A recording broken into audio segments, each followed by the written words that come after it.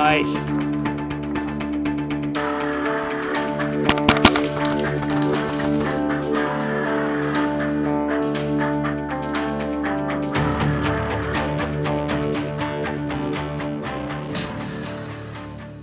What's up guys, Anthony from Anttech Airsoft here. Tony Nubs, good with guns, bad with table saws, but fortunately we're looking at a gun today. This gun slaps, so we get to walk out with all of our fingers. So this was a requested video from my 10 followers on Instagram. You guys, I did a poll and the viewers have selected. It was really close though, but the most voted one was to do a build highlight on a custom gun. So essentially I'm going to be talking about this gun and I'm going to try to not copy Grantham too much while I do it. Alright guys, I just want to give you some full disclosure on this build. I was paid to build this. Despite that, the whole process was really a collaboration between me and the customer. Everything external you see was pretty much deferred by the customer of what he wanted. And I did all the internal work. And together I think we made a very, very beautiful Airsoft replica here. It's time to go tip the butt. We have a replica Surefire flash hider on here. And that came complimentary with this chai can. Now, originally this Kythera build had a very nice and quiet report, but due to my special secret sauce and my formula and this can that is now on correctly, you can tell that there's slightly different report there. Moving forward, we have a Surefire flashlight on here with a pressure pad and a PEC. There's a choice of the customer. I didn't put that on there, so there's not much for me to say on it. We also have a chai rail. This is a rail from, you guessed it, and it has Geisley trademarks on it. Don't tell mom. And underneath that we have a Daniel Defense 16-inch, not 16-inch, 14.5 inch outer barrel. So we got that standard M4 length, just like the URGI gods prefer. Accessory-wise, we have a real EOTech on here, really nice. And we have a really cool replica flip to the side magnifier. Now, a lot of these replica magnifiers are not that great. They don't often line up well with the sights that you're running, and you really need to get them in pairs, the sight and the magnifier. But Zulu Outdoor knows where to source their accessories. So fortunately for this guy right here, he's got a really good EOTech magnifier setup. The receiver, this is a limited edition bronze amped VFC receiver. It's got the amped logo on it, which is really cool. We like the guys over there at Amped. And then down here we have a BCM, not BCM, chai grip, because it's not really BCM. And you can guess where we got that. It feels really nice, very ergonomic. You know, very, but my training aspect to it, because we like to run BCMs on our, anyway. So moving on to the back, we have our buffer tube, which isn't really a buffer tube, it's a different kind of tube. We have a UGS regulator on here, sporting an Airsoft tank. That's right, I called it an Airsoft tank, because that's what it is, okay? I'm setting that precedent. we're moving the movement forward. You can't stop this. And paintball's genes are inferior and not worth passing down to future generations of action sports players. So with that said, I think it's time to move on. We have the Polarstar UGS crane stock. It's meant to fit over these Airsoft tanks very well. And there's also other options that you can run on this regulator, which I'll get to in a bit. With all that said, it's time to get onto the internals. Internally, we're sporting a Kythera, which is Polarstar's newest HPA engine. It's strictly pneumatic, which is really nice. There's no batteries. There's nothing that can get shorted out if you play in the rain. It's nothing that's not going to operate when it gets too cold. And I'm referring to AEG batteries, as well as other various air seal components that, you know, if you've used your AEG in 10-degree Fahrenheit weather, you know that it's not always going to perform the same. The Kythera runs really well in those conditions. It's just the gas that, you know, has its own things to consider, as most gas guns do, and we'll talk about that in a bit. We also have a Crytac rotary hop-up chamber with a Lambda 5 inner barrel, R-hop by me, and we have a flat nub in here, and this thing gets excellent range. I'm sure you can see that demonstrated in the compilation footage that is going to be in the beginning and during sections of this video. I want to talk about a couple caveats or facts about the Kythera that you might want to know if you're installing one or if you're just an end user that's having one built for you. First off, and this will apply to everybody, definitely consider the fact that this is a fixed volume system. The Polarstar F2, F1, Jack, and all the other HPA systems, they use fire control units to essentially change settings like your volume, your nozzle dwell, all that stuff. You don't have such a thing in the Kythera. It's a blessing and a curse. Normally on those other systems, you're going to be adjusting your settings to the PSI and the weight BBs that you want to use so that you get the most range, most consistency, your gun's not a gas hog, etc., etc. Whereas with this, you have to select your BB weight to the FPS that you want and the fixed volume of the gun. So all I can say is that generally heavier BBs are going to be better. Anything from 0.32 and up should be running pretty well. This one, he's running like 3.6s in it most of the time. And in mine that I have back here on the wall, I'm running 4.0s. And we're running these under 1.5 joules. Another thing that comes on these Kytheras is a mechanical pulley reset.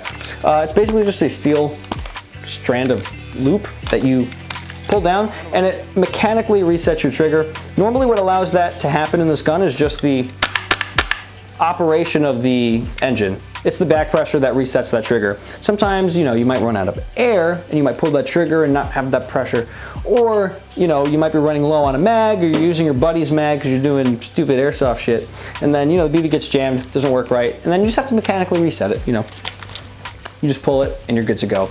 You can route these to the charging handle. I have done that for some military training applications. But as far as just airsofters go, it's a lot simpler to just have it in the grip. You know, and if you're an airsofter and you're a little rough with your gear and you're, you know, passing mags between your buddies during a firefight, you know, things can happen. You might have to field strip your gun and just clear a jam out of your barrel. So it's really convenient to do that when the line is not attached to the charging handle, because you can't just slide the upper off when this is screwed onto your charging handle, because the charging handle is part of your upper and the string is a part of your lower. So put two and two together. You're gonna need a screwdriver. You don't want to be doing that on the field. Triggers. So this is a really big one. The quickest way you can break your Kythera is to use the wrong trigger. Now the wrong trigger is a trigger that is too hard. CNC triggers have the same, well, they're aluminum. So they're essentially the same material as the trigger link that's inside of here. They have the same hardness and they're going to wear out the trigger link and then they themselves are going to get worn out. We tried to put a CNC trigger in here, basically broke the trigger in the link. Called Polarstar's tech support. They said, yeah, that does happen. You guys shouldn't do that. We're coming up with a solution. Now, I personally don't know what that is yet, but I just wanted to give some hope for you guys who wanted to run your super cool, you know, custom triggers in your Kythera builds. Essentially, it came down to you want to run a stock trigger in this. It's pot metal. It is a softer metal. And, you know, mil-spec triggers are pretty cool in my opinion. For the first time on Anttech Airsoft, we're gonna ghost this trigger together. I want you guys to put your finger over mine. We're gonna take this off a safe. And we have a little bit of take up here, all right? Nice little wall, got about 1 pound, 2 2 pounds, 3 pounds, 4 pounds, 5 roughly. We've got about a 5-pound trigger. After it breaks, you have a little bit more creep going back, and then it slowly makes its way out. About 4 millimeters, 5, about 6, 7 millimeters out. It's going to reset, in which case you have to wait for that second click. It's very subtle, and then you'll be able to pull that again. It's the closest thing in Airsoft, aside from a gas blowback, that we have to a nice weighted trigger. You can adjust the weight and the travel of this trigger. Obviously, that's made very easy with aftermarket triggers that are tunable, like those max triggers. But again, unfortunately, right now we just don't have the means to make those two things work together.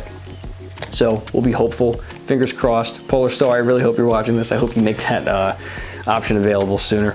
So if you've looked into the Kythera engine at all on the internet, you've probably heard things through the grapevine of people reviewing things and leaving nasty comments on eVic or wherever have you on Reddit.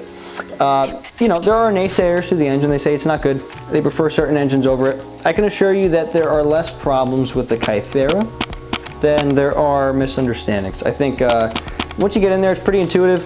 And you know, every Kythera build that I've done has gone pretty well. I know what the magic sauce is and you know, the things you have to do inside the gearbox to get the best performance out of the system. You know, and if you come over to Anttech and have us do that for you, we'll do it right. All right, guys, so I gave you considerations for the engine itself. I want to give you a couple considerations for the UGS. Now, I was personally confused when these first came out, and I was trying to figure out what worked with what. There wasn't a lot on it, and the first instinct is to go on Reddit, and I haven't found that much info on it. So I want to share with you guys what I know, so that when you're fishing for this particular product that's well sought after, not as abundant on the internet, you know exactly what you're paying for. The UGS and the CGS have the same regulator, so they operate the same way. Except in the CGS, that regulator is jam-packed inside of a mil-spec buffer tube. As far as adjusting it goes, it's all the same. As far as installing it goes, it's pretty much the same.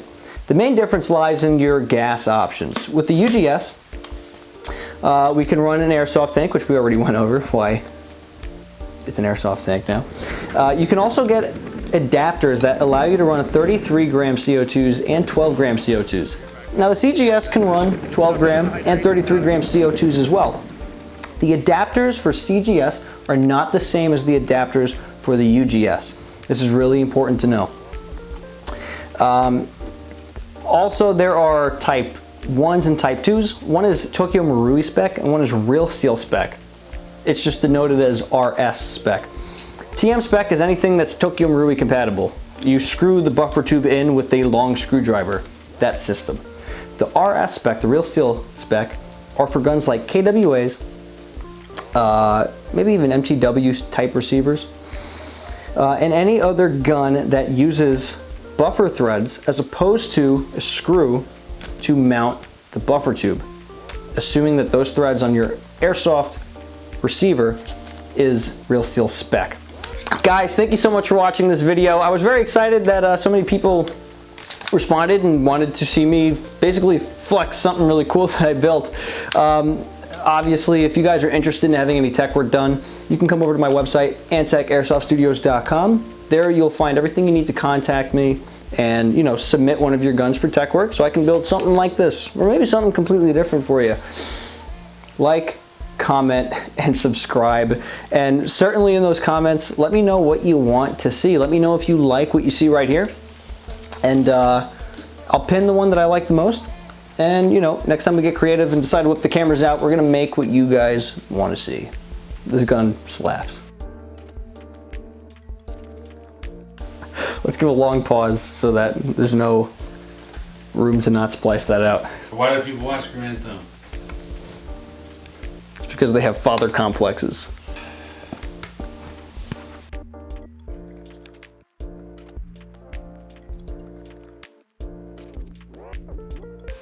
Ah! All right.